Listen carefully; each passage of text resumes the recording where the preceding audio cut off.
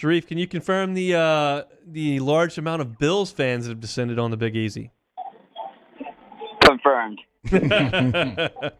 Would you want to be in Buffalo or New Orleans on Thanksgiving? You didn't even have to finish that sentence. I don't want to be in Buffalo ever. So yeah, go ahead. Me neither.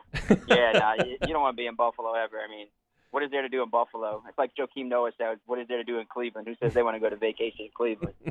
But, all right, let's talk about this game. Well, let's go back a week. Said last week you thought the Saints, it was a must-win in Philly. They did not win. Your thoughts? Well, it was just like last year against Philly. Yep. Apparently, the Saints' dominant defense can't stop a college offense. So I don't know what it is about that offense that they can't stop Jalen Hurts. I'm kind of mystified how they couldn't stop that offense. They knew it was coming, and they just could not do anything about Jalen Hurts, Miles Sanders, Jordan Howard, and any running back touching the ball. It wasn't really through the air. It was all the running game. I just could not believe it.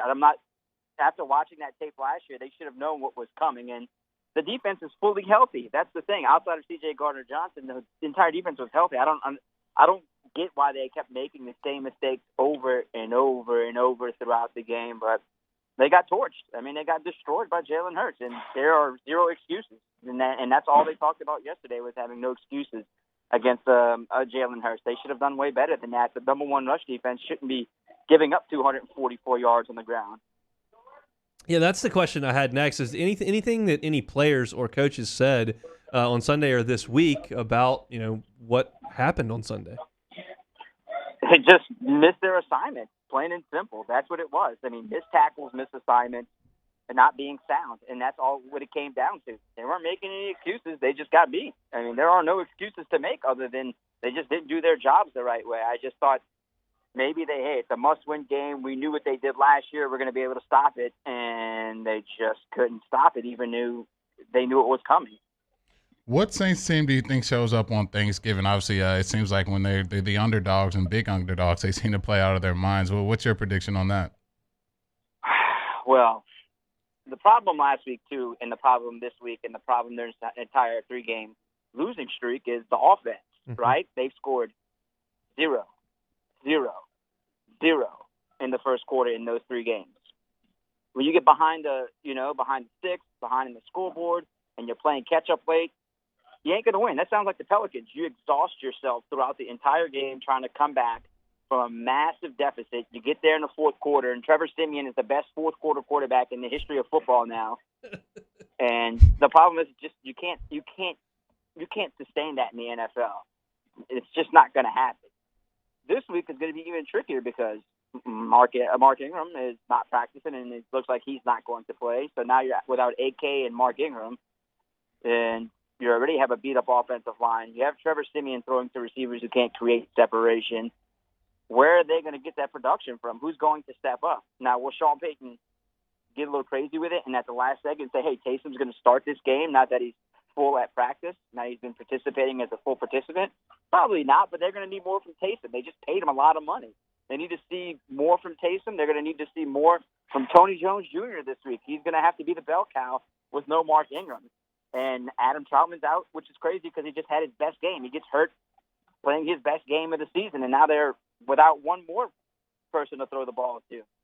It just becomes tricky. The defense could be on the field for a long time against that offense, and it's not going to be pretty. And you got to think Trevor Siemian and them are going against the number 2 defense in the NFL, number 2 in takeaways, number 2 in pass defense, 181 yards a game. The Saints already can't throw the ball. So I don't know. I know it's at home. I know it's Thanksgiving. The Saints are undefeated on Thanksgiving games under Sean Payton. They're pretty much undefeated under Sean Payton in any holiday game. You don't know who's going to show up. That's the crazy part. So with the injury report this week, do you think there's any chance Ryan Ramczyk or Teron Upset plays this week? Teron has been limited at practice, so he has the best chance. Ryan has not practiced at all. And I'm still trying to figure out how he hurt his knee in the Titans game. I really don't know when he got hurt because he played through the entire game. There were no issues. So I'm a little surprised that AK is not back. I thought he would be back, but I guess a sprained knee, Jeremy, I don't know if you've ever had a sprained knee before. I don't know how long those take, but it's probably a 3 or 4 game process. Yeah, it depends if it's a MCL sprain or what the grade was when he first got it. It just really depends. Everyone's can really. If it's like an ankle sprain, if it's severe, it could be weeks. If it's not that bad, it could come back in the same game.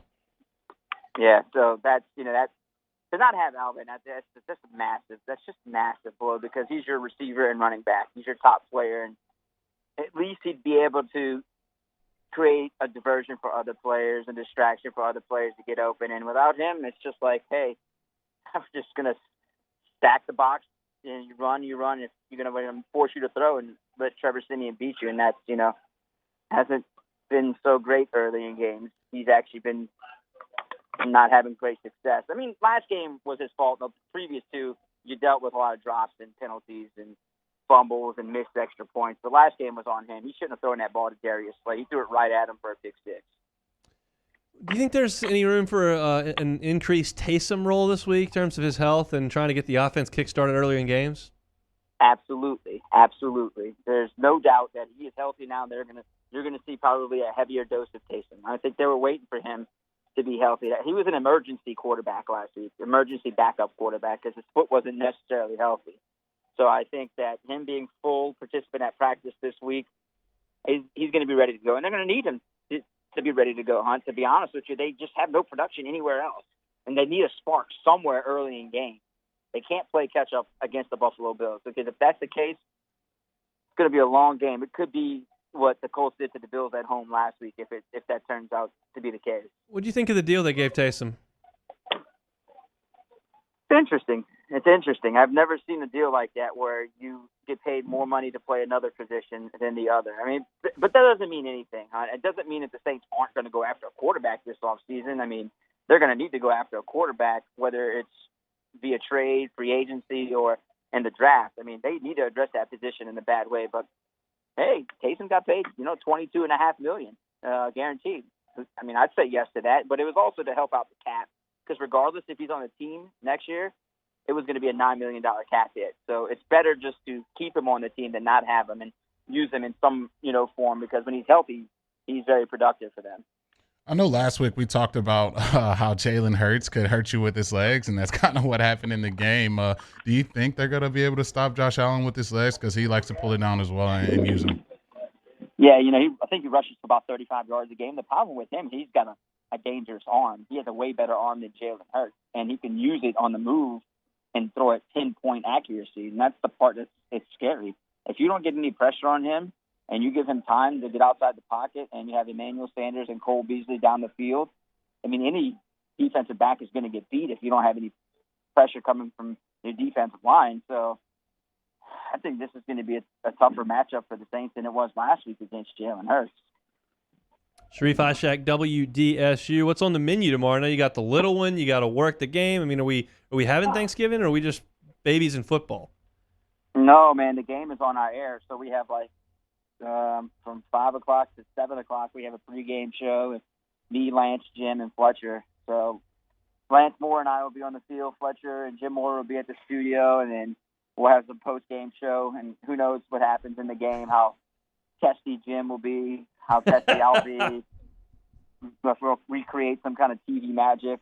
So it'll be a great Thanksgiving, regardless, win or lose. Usually make some TV magic on these holiday games with Jim in studio or at the field. Well, try to find a piece of pie or something, all right? We'll try my best, man. We'll try my best. Maybe the Saints end this 3-game skid and they'll go on a 4th straight loss for the first time since 15. That would make a lot of people happy. All right, Sharief, happy Thanksgiving. Thanks, man. Same to you guys.